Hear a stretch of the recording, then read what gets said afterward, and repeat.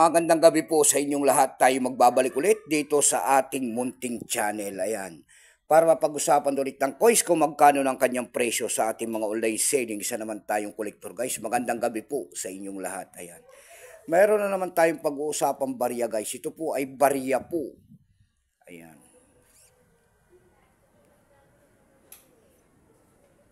$0.50 po ng bansang Guatemala. Year 2007. Year 2007 pala yung barya na yan. Ayan, 50 centavos po ng bansang Guatemala. Bansang Guatemala, 50 centavos year 2017. Ayan. Pero pasamantala tayo magpapasalamat muna sa lahat ng masugid na ating mga tagapagsubaybay dito sa aking YouTube channel.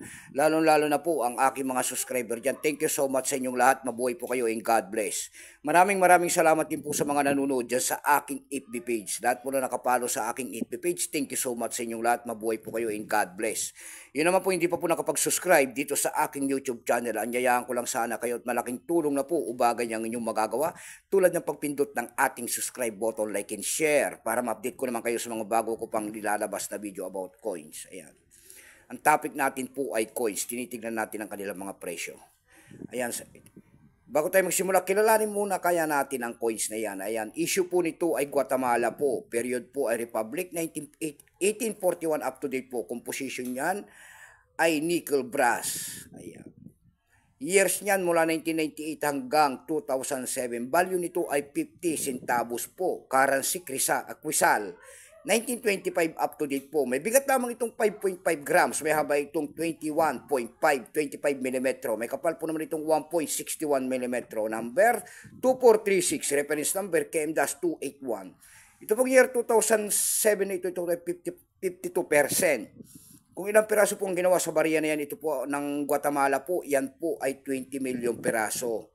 May price na rin po yan doon sa ating numista.com. Yung kanyang extra fine po ay nagkakahalaga yan ng 34 pesos. Almost uncirculated 44. Uncirculated niyan ay 62 pesos. Dako naman tayo sa kanyang price.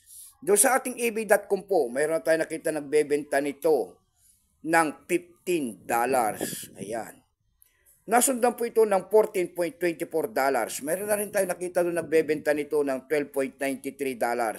Yung pinakamababa po na bintahan doon sa pera na itong hawak natin, ito po ay $5.16. Ayan, nagtingin-tingin pa tayo ng kanyang presyo. Ayan, doon sa ating eb.com PH po, dito sa Pilipinas. Sa eb.com PH po, nakakita tayo nagbebenta nito ng 700 pesos. Ayan lamang po ang aking may babaging kanyang presyo po. Keep safe po sa inyo lahat and God bless.